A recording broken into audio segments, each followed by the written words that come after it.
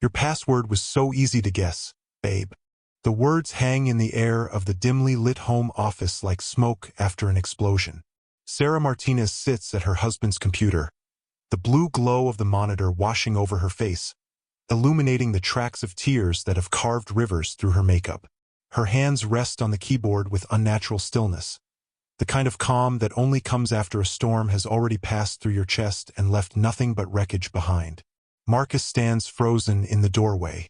His gym bag slips from nerveless fingers and hits the hardwood floor with a dull thud that might as well be a gunshot. He's 36 years old, handsome in that carefully maintained way that requires gym memberships and expensive haircuts, wearing athletic gear that costs more than most people's weekly groceries. But right now, in this moment, he looks like a man watching his entire world collapse in real time. Because Sarah knows. She knows everything. What happens next will destroy a 12-year marriage, expose a double life that spans 3 years and 23 women, and prove that the internet never, ever forgets. This is the story of how one faithful wife became a digital detective, how one careless mistake led to a viral moment watched by millions, and how the careful construction of a secret life came crashing down in the most public way possible. But we're getting ahead of ourselves. Let's go back to where it really started. Wednesday night, 11:47 p.m., in a quiet suburb of Phoenix, Arizona. Sarah Martinez had what everyone called the perfect life. At 34, she worked as a pediatric nurse at Phoenix Children's Hospital, spending her nights saving the lives of sick children while their parents waited in hallways with prayers on their lips. She'd met Marcus 12 years ago when they were both in college, him studying business, her finishing her degree in healthcare. They'd fallen in love over late-night study sessions and cheap pizza, building dreams together about white picket fences and children's laughter echoing through hallways. Those dreams came true.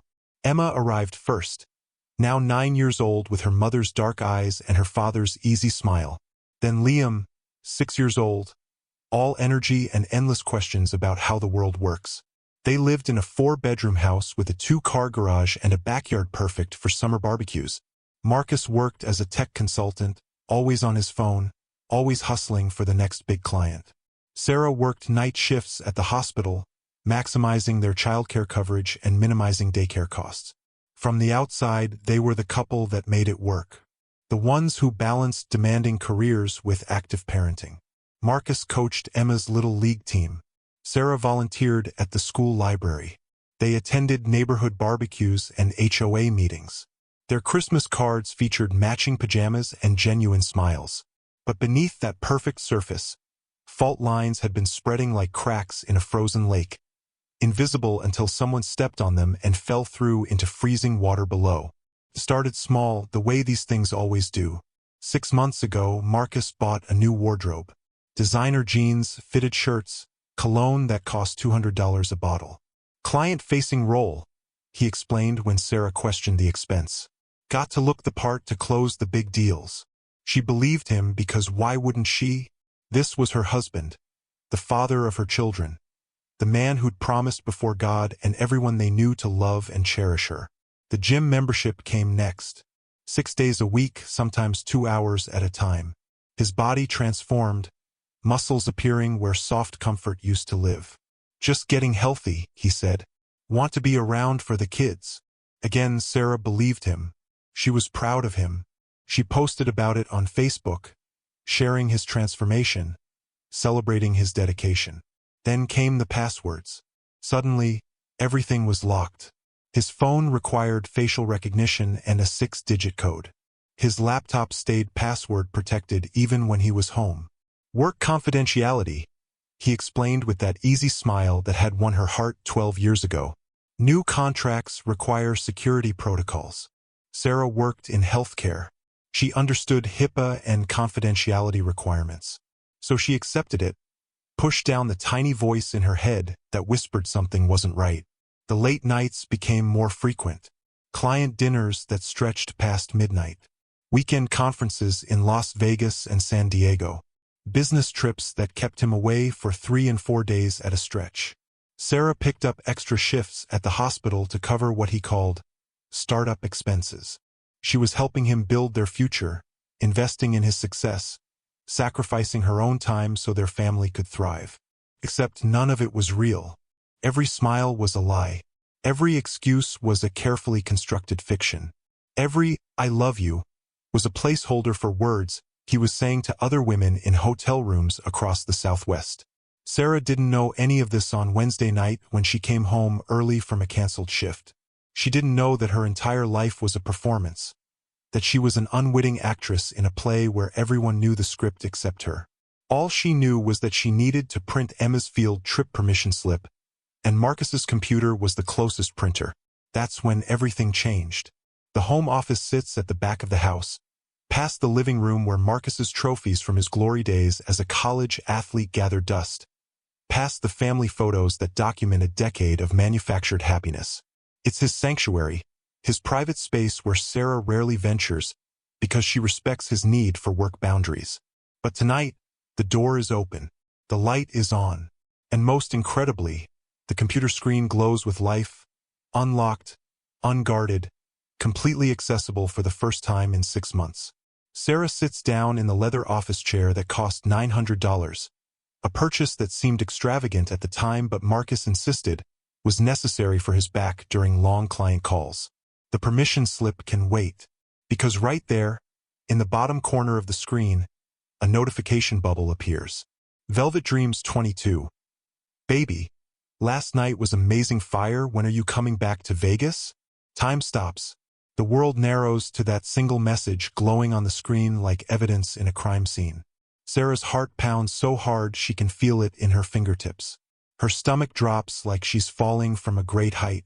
This is the moment when everything you thought was true gets revealed as fantasy. The moment when the ground beneath your feet turns out to have been quicksand all along.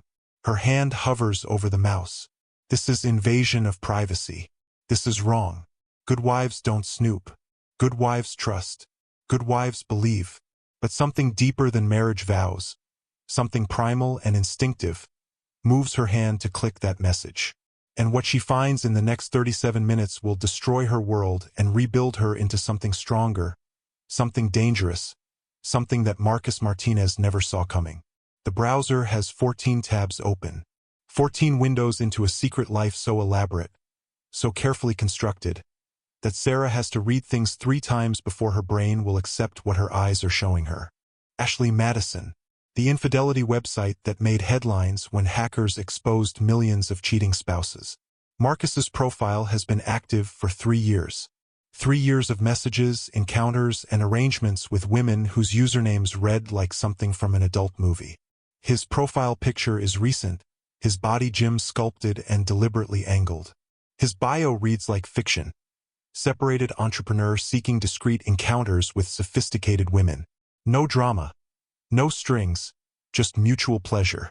Separated. He told strangers he was separated while Sarah picked up extra shifts to fund what she thought was their future.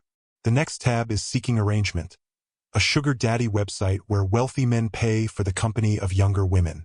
Marcus's profile claims he's a venture capitalist with a net worth of $5 million. He's offering monthly allowances of $3,000 for the right arrangement. The messages in his inbox number in the hundreds. Young women, most barely out of college, sending him photos and promises in exchange for financial security that doesn't exist. Sarah's hands begin to shake as she opens the 3rd tab. Instagram, but not his regular account. This is a Finsta, a fake Instagram under the handle Phoenix Playboy _. The photos show Marcus in hotel rooms, at clubs, in restaurants Sarah has never visited. He's with different women in every picture, his arm around their waists, his smile the same one she sees across the dinner table. The captions make her physically ill. Living my best life. No strings attached is the only way to fly. Another night, another adventure. Tab 4 is Venmo. Her husband's financial life laid bare in transactions that tell a story she never wanted to read. $500 to Brittany_Phoenix with a fire emoji. $300 to Sweet Melissa 21 with a wine glass icon. $400 to Desert Rose 88 with the caption, "Thanks for last night." The transactions go back 18 months. Sarah does the math in her head, and the number makes her want to vomit. Over $60,000 sent to women whose real names she doesn't even know. But it's tab 5 that breaks something fundamental inside her chest. A secret Gmail account. The username is formyotherlife@gmail.com. The inbox contains over 3,000 emails, hotel confirmations, flight itineraries, romantic messages from women who think they're in relationships with an available man.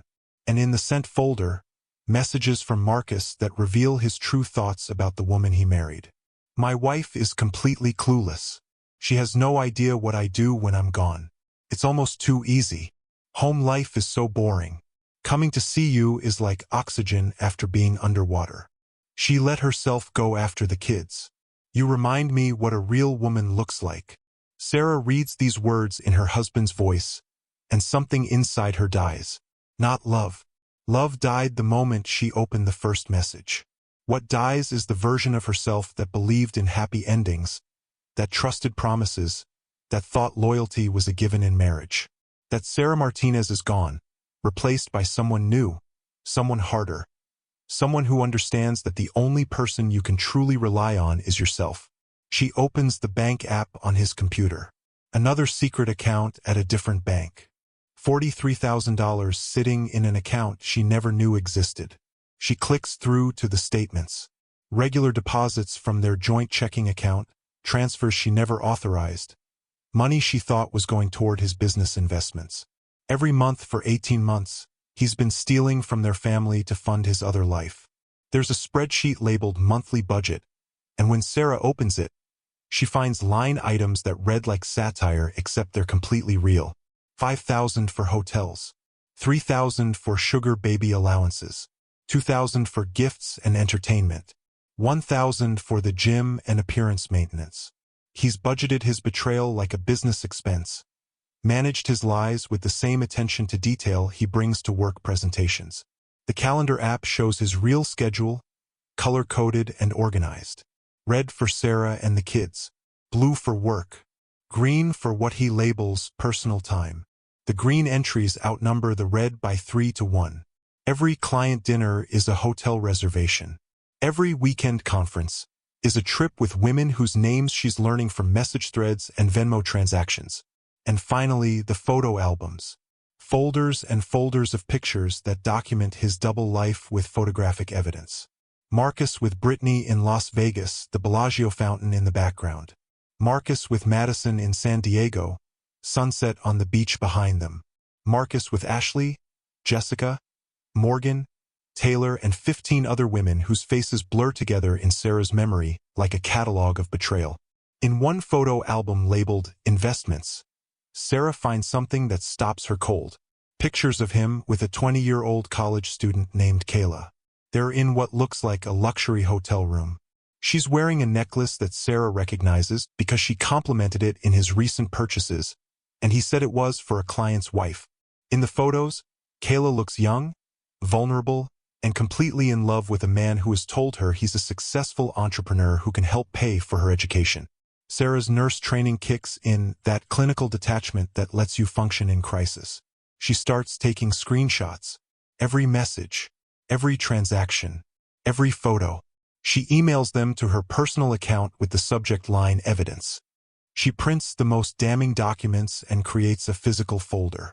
She backs everything up to a hidden folder on their shared cloud storage. Every action is methodical, surgical, the response of someone who knows that documentation is everything. Takes 37 minutes to gather evidence of 3 years of lies. 37 minutes to watch her marriage dissolve into pixels and deleted messages. 37 minutes to transform from faithful wife into something else entirely.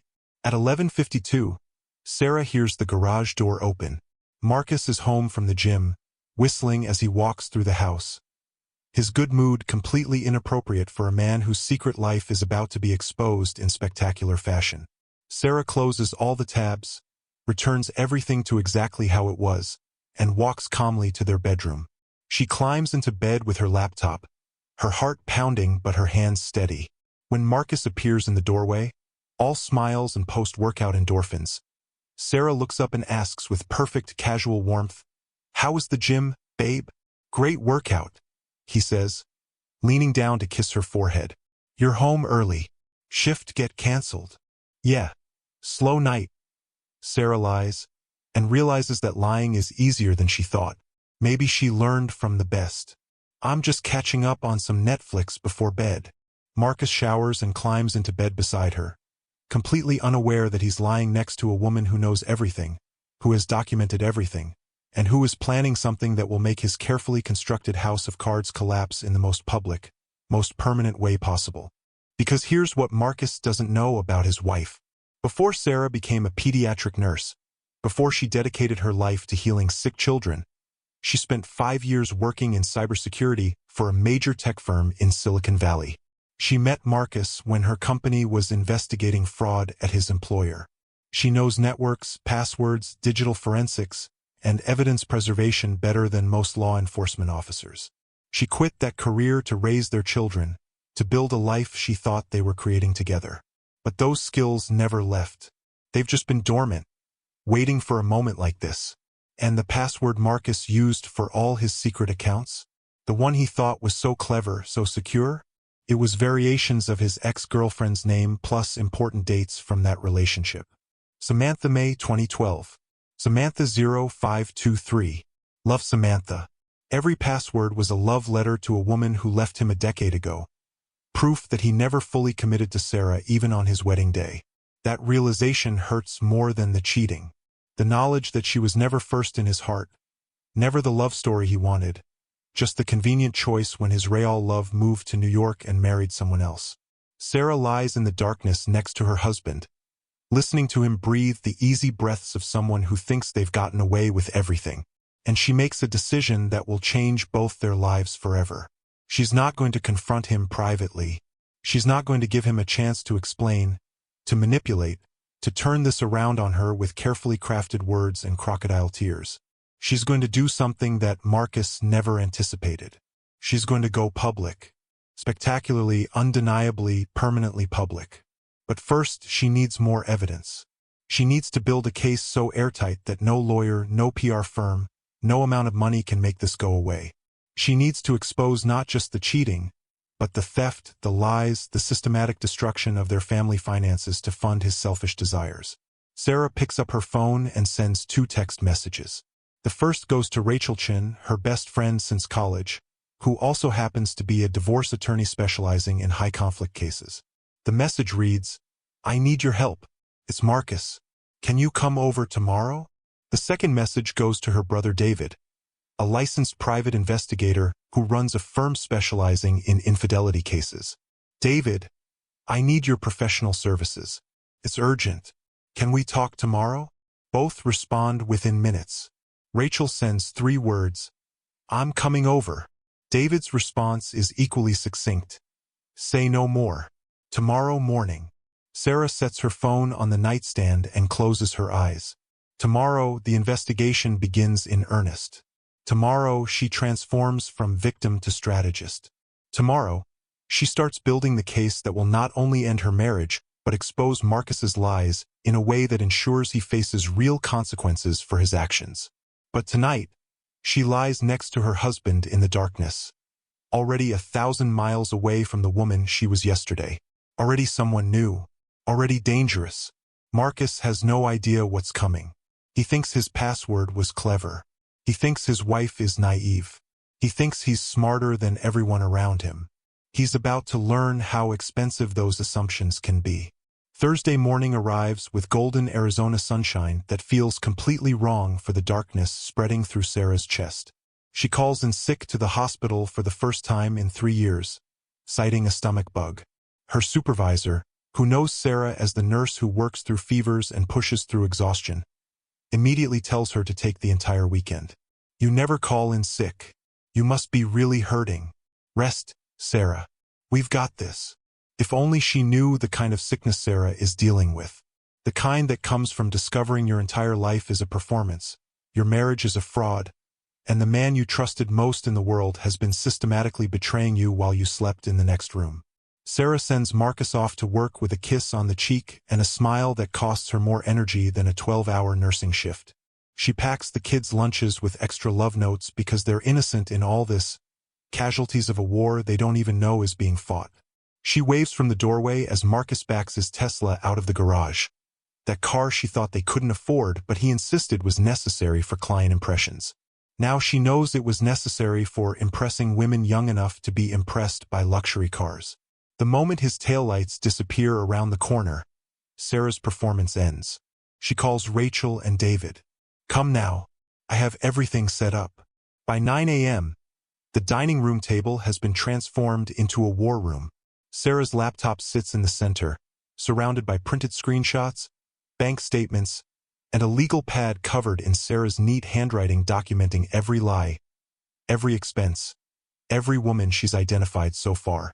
Rachel arrives first, her attorney's briefcase in hand and her expression set in the professional neutrality that comes from years of helping people navigate the worst moments of their lives. But when Rachel sees the evidence spread across the table, her professional mask cracks. "Sarah, oh my God. Sarah, this is beyond infidelity. This is financial fraud. This is abuse." David arrives 20 minutes later with equipment that looks like something from a spy movie. Surveillance software, data recovery tools, and a tablet that can mirror any phone within Bluetooth range. He's been a private investigator for 15 years, and he's seen everything human beings can do to each other in the name of desire. But this is his sister. This is different. "Show me everything," he says, his voice tight with controlled anger.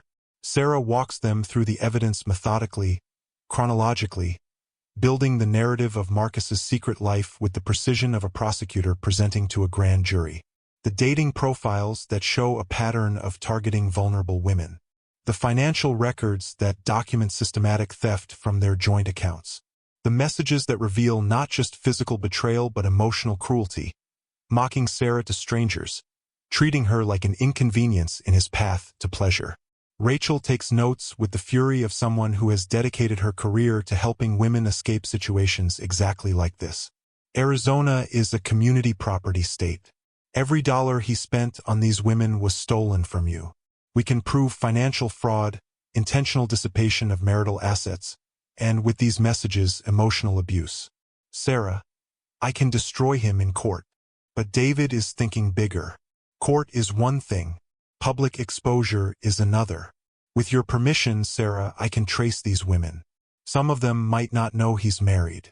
Some might be willing to testify about promises he made. And some... He pauses, pulling up one of the messages to Kayla, the college student. Some might have grounds for fraud claims of their own. The investigation takes on a life of its own. David uses software to recover deleted messages from Marcus's iCloud backups. He finds conversations that Marcus thought were erased, evidence of even more women, more lies, more manipulation. He discovers that Marcus has been using their home address to send gifts to women, packages arriving while Sarah is at work that Marcus claims are for clients. Rachel pulls Marcus's credit report and finds secret credit cards Sarah never knew existed. $67,000 in debt on cards she has no legal obligation to pay. He's been living a double life on borrowed money, building a house of cards that was always destined to collapse. He just never expected Sarah to be the one to knock it down. By Thursday afternoon, they've identified 23 women Marcus has been involved with over the past 3 years. 23 separate relationships, ranging from one-night encounters to ongoing arrangements that resemble actual relationships. David creates a spreadsheet because even betrayal needs organization. Names, dates, locations, amounts spent. The data tells a story of a man who has turned infidelity into a second full-time job. But it's the discovery of the second and third phone numbers that changes everything. David finds them through cell phone records Sarah gains access to through their family plan. Burner phones Marcus keeps hidden in his gym bag, devices Sarah never knew existed. With those phone numbers, David can trace text messages, call logs, and GPS locations that document exactly where Marcus has been during every client dinner and business trip for the past year. The GPS data is devastating. Hotels when he claimed to be at conferences. Apartments when he claimed to be at corporate offices. Restaurants Sarah has never been to when he claimed to be working late. Every lie now mapped and documented with the precision of a GPS satellite that doesn't know how to lie. Rachel makes calls to her network of attorneys and forensic accountants. By Thursday evening, they have a complete financial picture of the damage. $156,000 stolen or wasted on Marcus's secret life. Money that should have gone to their children's education, their retirement, their family's security. Money that instead funded hotel rooms, gifts, sugar baby allowances, and the maintenance of lies. Friday morning brings the most devastating discovery. David, using tools Sarah doesn't want to know too much about, gains access to Marcus's email drafts folder. It's a trick cheaters use, writing messages in drafts instead of sending them, sharing account access with affair partners so they can communicate without creating a digital trail. In those drafts, Sarah finds plans. Marcus discussing with his friend Brad how he's going to leave Sarah right after the holidays, when his year-end bonus clears. He's been planning his exit strategy while Sarah worked night shifts and raised their children.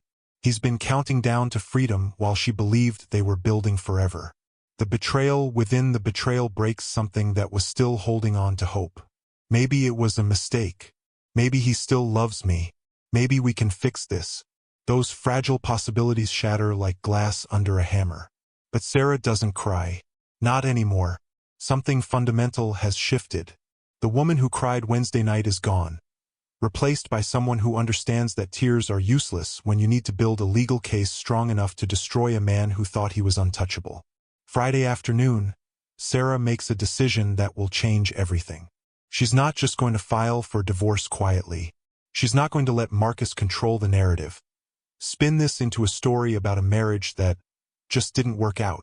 She's going to expose him publicly, completely, in a way that ensures everyone who knows him understands exactly who he is beneath the charming smile and expensive cologne. Rachel cautions her.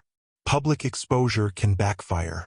Judges don't always like it when one party airs grievances publicly. It can look vindictive. But Sarah isn't interested in looking reasonable. She's interested in justice. The kind of justice that ensures Marcus faces social consequences, professional consequences, consequences that extend beyond child support payments and asset division. I want him to feel what I felt Wednesday night, Sarah says, her voice steady and cold. I want him to experience the humiliation of having his secrets exposed in front of everyone he knows. I want him to understand that actions have consequences. David nods slowly. Then we do this right. We document everything, we prepare for fallout, and we make sure you're protected legally before we go nuclear. Rachel pulls out a legal pad and starts planning. Saturday night. We stage a confrontation. Public place, witnesses, record everything. We serve divorce papers Monday morning before he has time to hide assets or prepare. We move fast, we move hard, and we don't give him time to mount a defense. And that's when Sarah has the idea that will make everything that follows inevitable, spectacular, and viral in ways none of them could fully predict. He's been wanting to take me to the Capitol Grill, Sarah says slowly, an idea forming like ice crystals in winter. He thinks I've been distant lately. He wants to reconnect. What if I agree? What if I make it a big thing, invite people, turn it into a dinner party? Rachel and David exchange looks. They see where this is going. You want to confront him in public, Rachel says. It's not a question. I want to confront him in front of everyone who matters to him. His boss, my parents, friends. I want them all to see who he really is when the mask comes off. The plan comes together over Friday evening. Sarah will invite Marcus's boss and his wife, claiming it's a celebration dinner for a work promotion that doesn't exist. She'll invite her parents because they deserve to know why their daughter's marriage is ending. She'll invite Rachel and David as friends who wanted to celebrate with us. And she'll bring receipts. Not metaphorical receipts. Actual, documented, undeniable evidence of every lie Marcus has told. By Saturday morning, the trap is set. Sarah calls Marcus at work. Honey, I know things have been strained lately. I've been working so much we haven't had time together. What if we did something special? Dinner at the Capitol Grill, just us and a few friends. Nothing big, just a nice evening out. Marcus, who has been expecting Sarah to confront him about his distance, jumps at the opportunity to look like a good husband. That sounds perfect, babe. Saturday night? I'll make reservations. I already did, Sarah says sweetly. Table for 12 at 7. I invited some people. Hope that's okay. Of course, Marcus agrees, completely unaware that he's just accepted an invitation to his own public execution. Sarah spends Saturday preparing like a general before battle. She selects her outfit carefully. A navy blue dress that's professional, powerful, and utterly appropriate for what's about to happen. She backs up all her evidence 3 times, prints physical copies, and creates a presentation that would make prosecutors weep with envy. Rachel helps her rehearse what to say, when to say it, how to maintain composure when Marcus inevitably tries to flip the script. David sets up recording equipment, tiny cameras that look like buttons, audio recorders disguised as jewelry. Everything that happens tonight will be documented, preserved, protected. At 6:30 p.m., Sarah drops the kids at her parents' house, telling them Grandma and Grandpa are going to watch them for a special dinner. Emma hugs her tight. "Mommy, you look pretty. Is Daddy taking you on a date?" Sarah kisses her daughter's forehead and forces a smile. "Something like that, baby." By 6:45, Sarah arrives at the Capitol Grill, one of Phoenix's most expensive steakhouses. The kind of place where business deals close over whiskey that costs $50 a glass. She's early. She needs to be. The manager, a woman named Patricia who Sarah called ahead with a very special request, greets her at the door. "Mrs. Martinez, everything is set up exactly as you requested. Table 12, private corner, and the AV equipment is ready when you are." Sarah hands Patricia $500 in cash. "Thank you. What happens tonight might get uncomfortable. I apologize in advance for any disruption." Patricia, who has worked in high-end restaurants for 20 years and has seen everything, simply nods. "Honey, I once watched a woman throw a drink in a senator's face and then serve him with divorce papers in front of the governor. You do what you need to do." The guests arrive in choreographed succession. Rachel and her husband first, playing the role of friendly couple excited for dinner. David and his wife next, all smiles and casual conversation.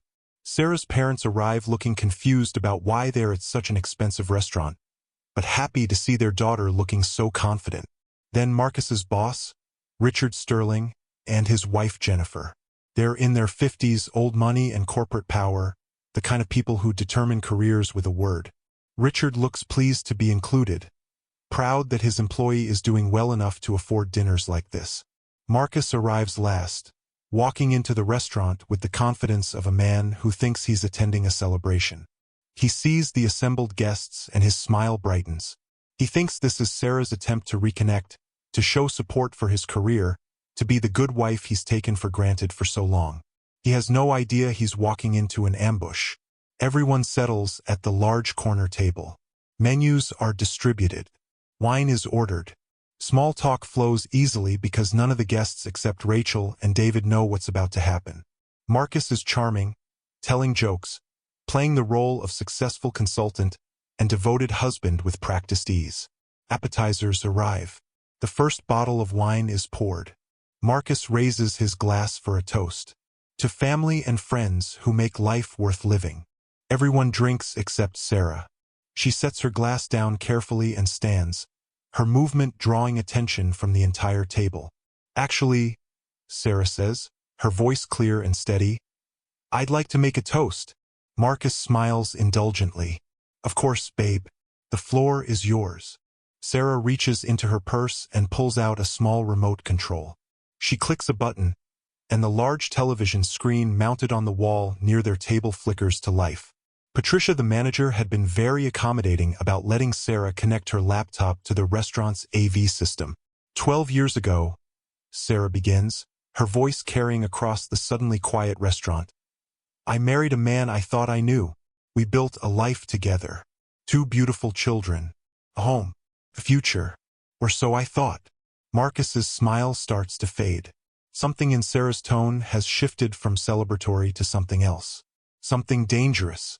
"But it turns out," Sarah continues, clicking the remote, "that I didn't know my husband at all." The screen behind her lights up with Marcus's Ashley Madison profile. His photo. His bio claiming he's separated. His messages to dozens of women. The table goes completely silent. Richard Sterling's wine glass freezes halfway to his mouth. Sarah's mother gasps. Marcus's face drains of all color. "This is my husband's dating profile," Sarah says conversationally, as if she's discussing the weather. "He's been active on this site for 3 years. Here's another one from Seeking Arrangement, where he pretends to be a wealthy venture capitalist looking for sugar babies."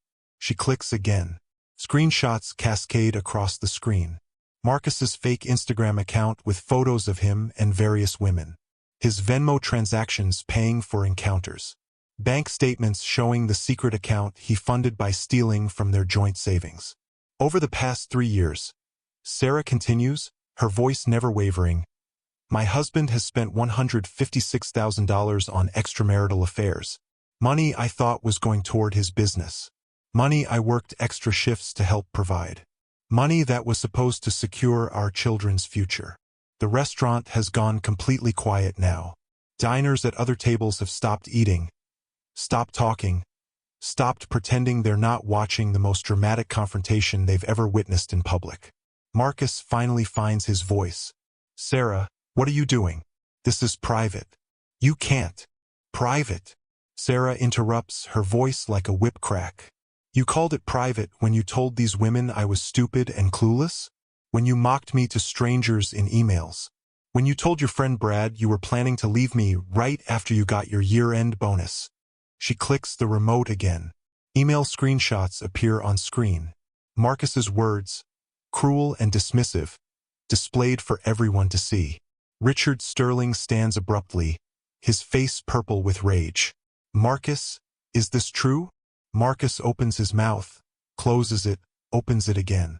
No words come out. What defense exists when the evidence is literally projected on a screen behind you? "Here's my favorite part," Sarah says, and her voice finally carries an edge of emotion. Not tears, fury. "He's been using our home address to have gifts delivered to these women while I was at work. He's been planning his exit strategy while I was saving sick children's lives at night. And he thought I was too stupid, too naive, too busy to ever figure it out." She turns to face Marcus directly. "But here's what you forgot, honey. Before I became a nurse, I spent 5 years in cybersecurity. I know networks. I know passwords. I know how to trace digital footprints and build evidence that would hold up in any court in the country." Sarah clicks one final time. A compilation appears on screen. GPS data showing Marcus's locations during every supposed business trip. Video stills from hotel security cameras showing him checking in with different women. Phone records documenting calls to burner numbers. Bank statements proving he stole from their family to fund his lies. "Ladies and gentlemen," Sarah says, addressing the entire restaurant now, "I present to you my husband, Marcus Martinez, devoted father, little league coach, and according to 23 different women, Phoenix's most generous sugar daddy." The restaurant erupts, not with boos or jeers, but with something more powerful. The sound of women clapping. Slow at first, then building, until half the restaurant is applauding Sarah's presentation like she just delivered a closing argument in the trial of the century. Marcus looks like he wants the earth to swallow him whole. His boss is already walking away from the table, phone pressed to his ear, undoubtedly calling HR. Sarah's father looks like he's physically restraining himself from launching across the table. Rachel is recording everything on her phone, documenting evidence for the divorce proceedings that will begin Monday morning.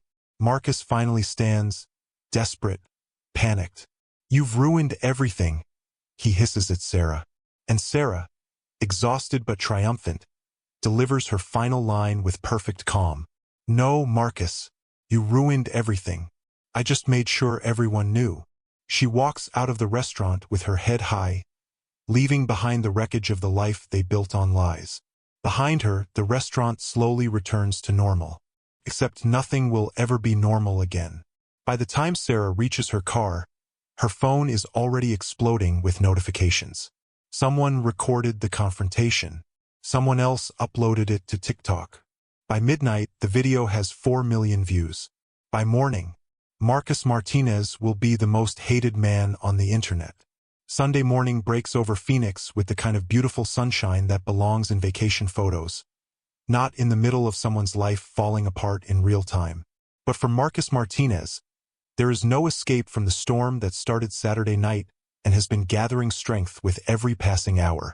The video uploads at 11:43 p.m. Saturday night.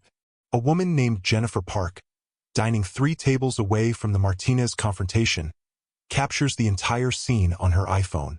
She's a content creator with 200,000 TikTok followers, and her instincts for viral content are razor sharp. She knows immediately that what she's witnessing is internet gold. The caption reads, "Wife destroys cheating husband with receipts at expensive restaurant. This is the energy we need in 2025. She adds hashtags that will carry the video across platforms like wildfire. Cheating husband exposed. Divorce court. Justice served. Women supporting women. The algorithm gods smile upon Jennifer's timing. The Saturday night. People are scrolling before bed, looking for entertainment, looking for drama, looking for content that makes them feel something in their carefully curated digital lives. This video makes them feel everything. By 1 a.m., the video has 500,000 views. The comments section explodes with reactions that range from awe to fury to celebration. Women share their own stories of betrayal. Men distance themselves from Marcus's behavior with performative disgust. Everyone has an opinion, and everyone wants to be part of the conversation. This woman is my hero, writes one user with 3,000 likes. She didn't cry. She didn't scream. She just brought facts. The way she stayed calm while destroying him. Another comment reads, "That's power. That's what revenge looks like when you plan it properly." By 3 a.m., the video crosses 1 million views. Marcus's face is clear enough in the footage that people start identifying him. LinkedIn detectives find his profile. Someone screenshots his company bio. His employer's phone starts ringing with reporters asking for comment on an employee whose infidelity just went viral. By 6 a.m. Sunday morning, Marcus wakes up in a hotel room to discover his entire life has been dismantled while he slept. His phone has 317 missed calls. His email inbox is flooded with messages ranging from supportive friends to death threats from strangers who only know him as that cheating husband from TikTok. The video has been shared to Twitter, where it trends at number 3 nationally. Wife exposes husband becomes a trending topic with 87,000 tweets. Meme accounts create content faster than Marcus can refresh his feed. His face becomes a template. "When your wife is smarter than you thought," appears above a screenshot of his shocked expression from the video. Instagram picks up the story next. Influencers with millions of followers share the video with commentary that ranges from supportive to savage. A relationship coach with 3 million followers does a 20-minute analysis of Sarah's strategy, breaking down her approach like it's a masterclass in confrontation. Notice how she controlled the narrative. The coach explains to a captivated audience. She had evidence. She stayed calm. She made it public so he couldn't manipulate the story later. This is textbook. Reddit discovers the video by 7 a.m. Multiple subreddits explode with discussion. The pro-revenge community awards the post 10,000 upvotes in an hour. Nuclear Revenge declares it one of the best examples they've seen in years. Relationship Advice dissects every element of Marcus's betrayal while praising Sarah's methodical approach to exposure. By 8 a.m., major news outlets are calling. TMZ wants an interview. The local Phoenix news station sends a van to Sarah's parents' house where she spent the night with her children, carefully shielded from the digital firestorm consuming their father's reputation. Good Morning America's producers leave messages asking if Sarah would consider appearing on Monday's show. But the real devastation is only beginning. Marcus attempts damage control with a Facebook post that represents possibly the worst crisis management in social media history. He writes, "There are 2 sides to every story. My privacy was violated. My marriage had problems that the public doesn't understand. I'm the victim of a smear campaign by a vindictive ex who couldn't handle our relationship ending."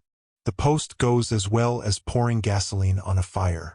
Within minutes, commenters eviscerate his victim narrative. Screenshots from the video show his own words, his own profiles, his own financial theft. There's no ambiguity here, no gray area where sympathy might grow. But then something unexpected happens that transforms the story from viral moment to cultural phenomenon. The women Marcus deceived start coming forward. Brittany Chun, known online as Velvet Dreams 22, posts a TikTok at 9:30 a.m. Sunday morning. She's 24 years old, works as a cocktail waitress in Las Vegas, and she's been in what she thought was a committed relationship with Marcus for 6 months. In her video, she's crying, her makeup smeared, her voice shaking with betrayal. "I had no idea he was married," she says to her 70,000 followers. "He told me he was divorced. He showed me apartment listings like he was looking for a place.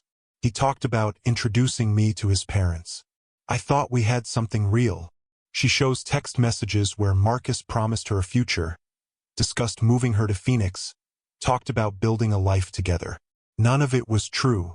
All of it was manipulation designed to maintain access to a woman young enough to be impressed by his lies. Brittany's video gets 2 million views in 3 hours. The narrative shifts slightly. Marcus isn't just a cheating husband. He's a predator who targeted vulnerable women with calculated lies. By noon, 3 more women have posted their stories. Kayla Morrison, the 20-year-old college student from the Seeking Arrangement profile, records a video from her dorm room at Arizona State University. She's studying business, working 2 part-time jobs, and Marcus promised to help pay her tuition in exchange for companionship. He said he was a venture capitalist. Kayla explains, her voice small and ashamed. He said helping young women achieve their education goals was his way of giving back. "I believed him because I needed to believe him. I'm $50,000 in debt and he offered me $3,000 a month. But then the checks started bouncing. And when I confronted him, he threatened to tell my parents I was a prostitute." The comments on Kayla's video are supportive, angry, protective. Women rally around her, explaining that she's a victim of financial abuse, not a willing participant in marital betrayal. The narrative continues to shift. This isn't about infidelity anymore. It's about a man who systematically exploited power dynamics to manipulate vulnerable women. Madison Torres, a 32-year-old single mother of 2, posts on Facebook with screenshots that make Sarah's restaurant evidence look incomplete. Madison met Marcus on Ashley Madison 18 months ago. He told her he was separated and finalizing his divorce. He met her children. He attended her daughter's birthday party. He promised her a relationship that would become permanent once his complicated situation was resolved. "I let this man into my children's lives," Madison writes, her words heavy with guilt and rage. "I introduced them to someone I thought would be a stable male figure. He played with my kids while planning his exit strategy. He made promises he never intended to keep.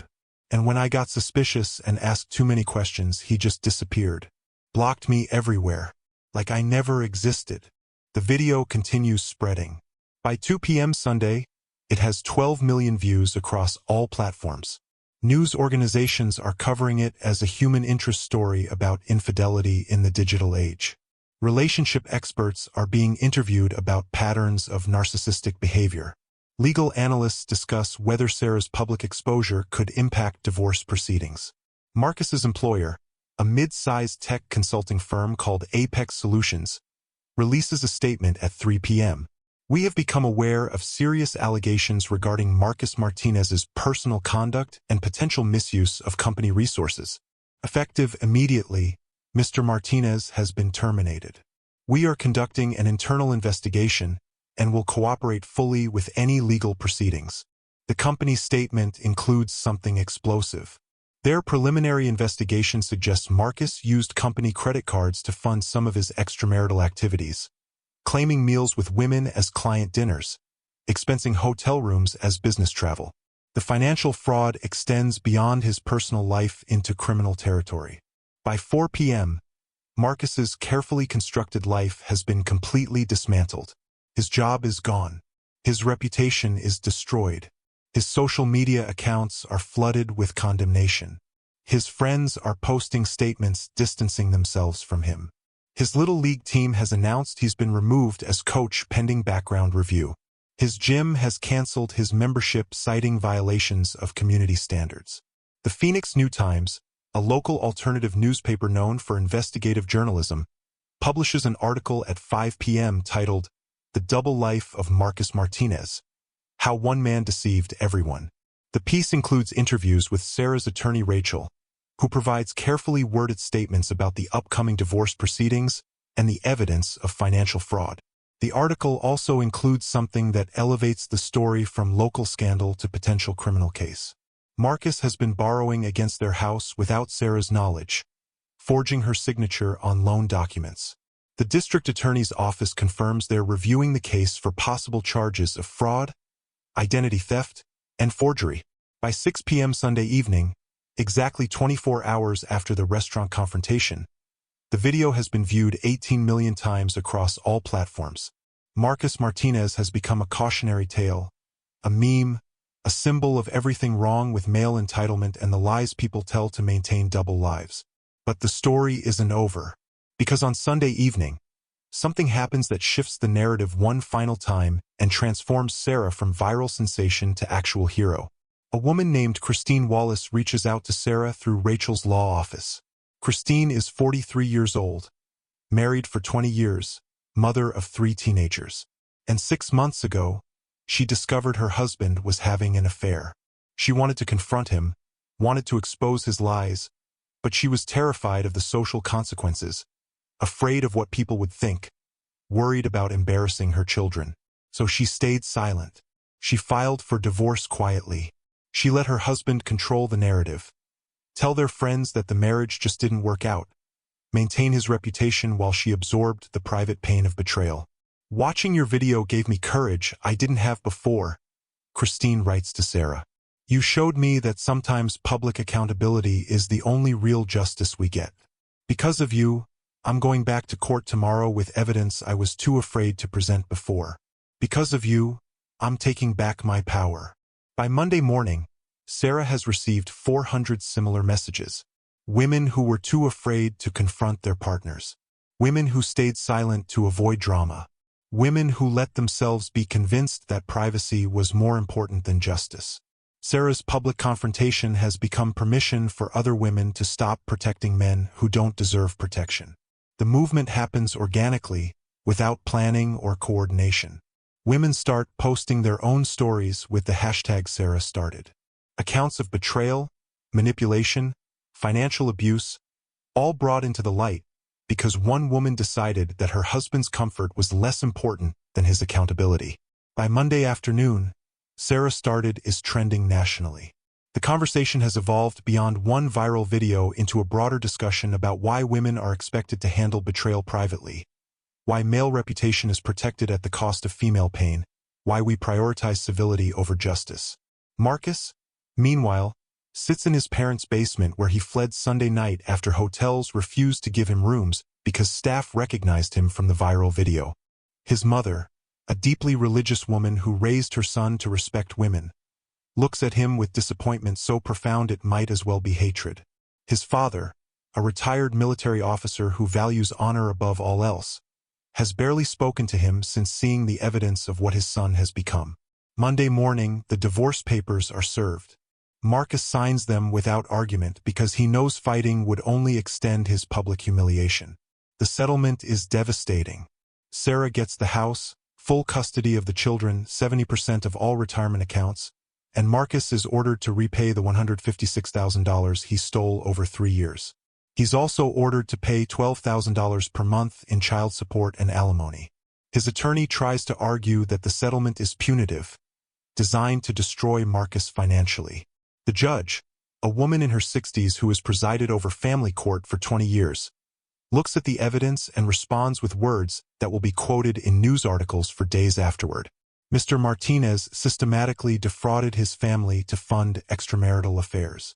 He stole from his children's future to satisfy his immediate desires. He manipulated vulnerable women with calculated lies. This settlement isn't punitive. It's a mathematical calculation of the damage he inflicted. If anything, it's generous. The criminal charges come next. The district attorney's office announces at a press conference Monday afternoon that Marcus Martinez faces 6 felony counts including fraud, forgery, and identity theft. If convicted on all counts, he faces 3 to 5 years in prison. His mugshot, taken Monday evening after he turns himself in, leaks within 20 minutes. The internet, predictable in its hunger for narrative completion, creates new memes. From sugar daddy to jailbird trends on Twitter. His face becomes the visual representation of consequences, of what happens when you think you're smarter than everyone around you. 6 weeks pass. The viral moment fades from the front page of the internet, replaced by new scandals, new outrages, new content designed to capture attention in an endless cycle of digital consumption. But for the people whose lives were changed by that Saturday night confrontation, the impact continues long after the view counts stop climbing. Sarah sits in a coffee shop in downtown Phoenix on a Tuesday morning, meeting with a literary agent who flew in from New York specifically to discuss book deals. 3 publishers are interested in Sarah's story, offering advances that range from $150,000 to $300,000. The agent, a sharp woman in her 40s named Rebecca Klein, sees potential for something bigger than a revenge memoir. Your story resonates because it's not just about catching a cheater, Rebecca explains over lattes that cost more than Sarah used to spend on lunch for a week. It's about a woman reclaiming power in a situation designed to make her powerless. It's about using intelligence and strategy instead of emotion and chaos. Every woman who has ever felt underestimated sees herself in your story. Sarah has been approached by dozens of media outlets. Good Morning America finally got their interview. The Today Show followed. Podcasts dedicated entire episodes to analyzing her approach. True crime shows examined the case like it was a heist movie. And through it all, Sarah has maintained the same calm, strategic presence that characterized her restaurant confrontation. But she's not interested in becoming a professional victim, turning her pain into a permanent identity. Instead, she's building something new. With the book advance and settlement money from Marcus, Sarah has launched a consulting service called Digital Evidence for Justice. She teaches people how to document abuse, gather evidence, and protect themselves in relationships where trust has been broken. The demand is overwhelming. Within 2 weeks of launching the website, Sarah has 500 clients. Women dealing with suspected infidelity. Men being financially abused by partners. People in custody battles who need to prove parental unfitness. Her cybersecurity background, combined with her nursing experience in crisis management, makes her uniquely qualified to help people navigate the worst moments of their lives. The hospital where Sarah worked has offered her a new position, Director of Patient Advocacy, a role that combines her clinical skills with her newfound expertise in documentation and evidence gathering. The job pays nearly twice what she made as a floor nurse, with better hours that let her be present for Emma and Liam as they process the trauma of their father's public downfall and imprisonment. Speaking of the kids, they're doing better than Sarah dared hope. Emma, now understanding that her father's absence isn't her fault, has thrown herself into school with renewed focus. Her grades have improved. Her confidence has returned. And she started a blog, with Sarah's supervision, about dealing with parental betrayal from a child's perspective. The blog has become required reading in several family therapy practices. Liam, younger and more resilient, barely remembers the drama of the confrontation. His understanding of what happened is simple and childlike. Daddy made bad choices and hurt people. Now Daddy has to face consequences. The straightforward logic of a 6-year-old mind has protected him from the worst of the emotional fallout. Sarah's relationship with the other women has evolved in unexpected ways. Brittany, the Vegas cocktail waitress, has become something approaching a friend. They talk weekly, comparing notes on healing from Marcus's manipulation. Brittany has started therapy, working through patterns that made her vulnerable to men like Marcus in the first place. Kayla, the college student, received a full scholarship from a women's education fund established specifically because of Sarah's story. Anonymous donors contributed over $200,000, enough to cover Kayla's remaining tuition and provide scholarships for 3 other women who were victimized by sugar daddy scams. Kayla is thriving academically, no longer working 2 jobs, focused entirely on building the legitimate future that Marcus's false promises almost derailed. Madison, the single mother, won her civil suit against Marcus. The The judgment of $75,000 will probably never be fully paid, but the moral victory matters. Her children, who briefly knew Marcus as mommy's friend, have been through counseling and emerged resilient. Madison has started dating again, cautiously, with better boundaries and clearer understanding of red flags. The collective healing of Marcus's victims has become its own story.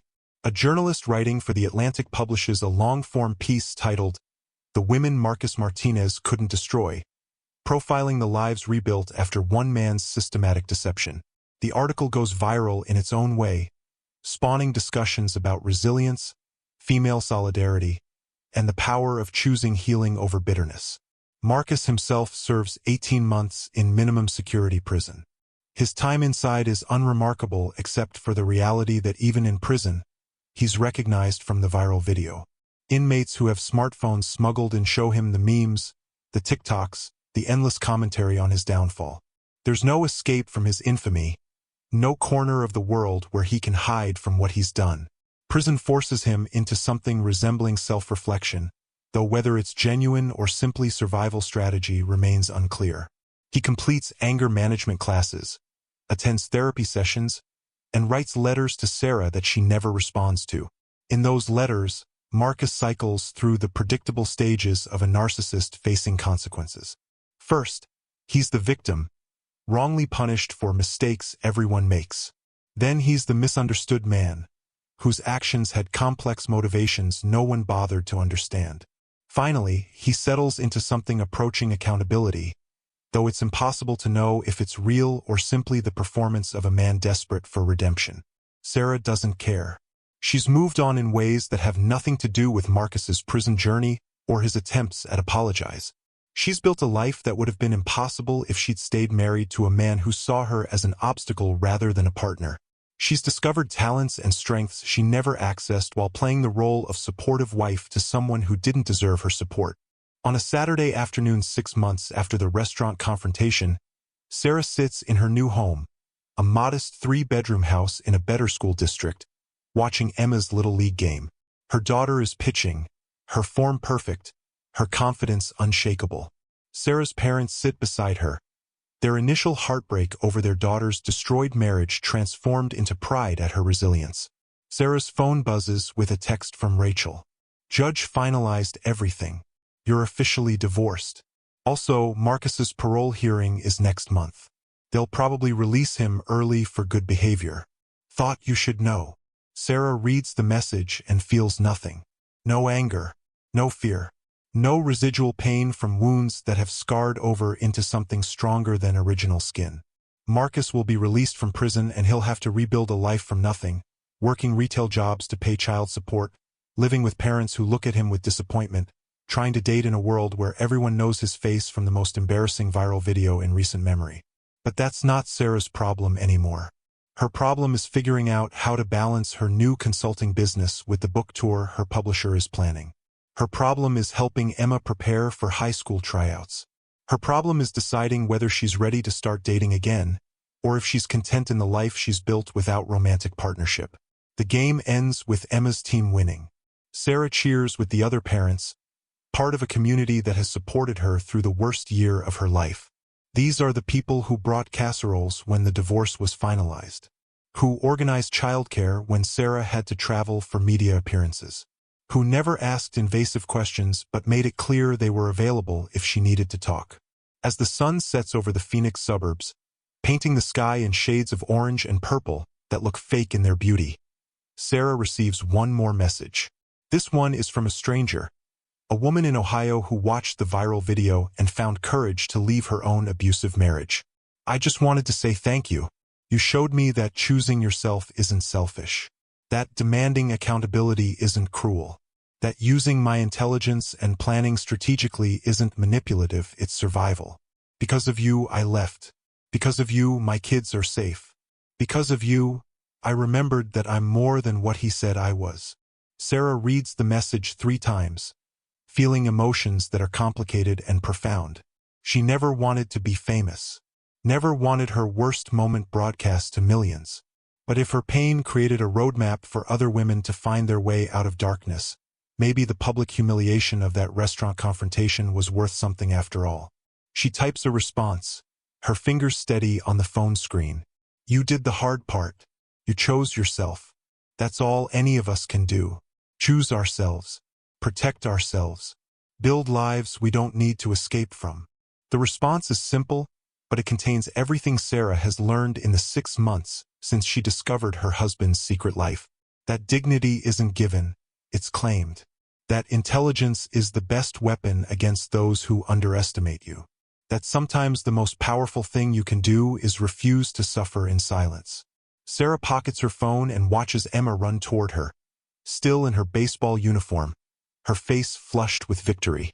Her daughter hugs her tight, smelling like sunscreen and grass and childhood innocence that Sarah fought to protect. Did you see me strike out the last batter? Emma asks, her voice bright with pride. I saw everything, baby. You were amazing. And in that moment, with her daughter in her arms and the Arizona sunset painting the world in impossible colors, Sarah understands that this is what victory actually looks like. Not viral videos or revenge served cold. Not public humiliation of someone who deserved it. Victory is rebuilding. Victory is healing.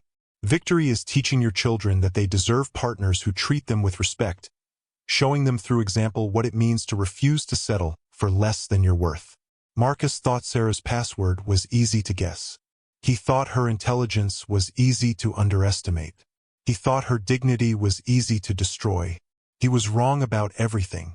The story of Sarah Martinez and her viral confrontation becomes a permanent fixture in internet culture. Years later, relationship counselors still reference the video as an example of strategic confrontation. Digital forensics courses use her evidence gathering as a case study in proper documentation.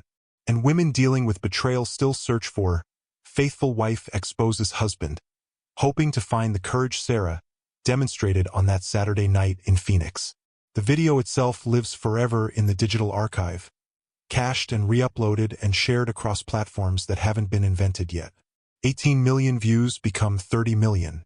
The hashtag Sarah started spawns movements and counter-movements, think pieces and academic papers, debates about privacy versus accountability that will probably never reach consensus. But for Sarah herself, the story is simpler. It's about a woman who was underestimated and decided to prove exactly how expensive that assumption could be. It's about refusing to protect someone else's reputation at the cost of your own sanity. It's about using your brain instead of your tears, your strategy instead of your rage. It's about the moment when you stop being someone's victim and start being your own hero.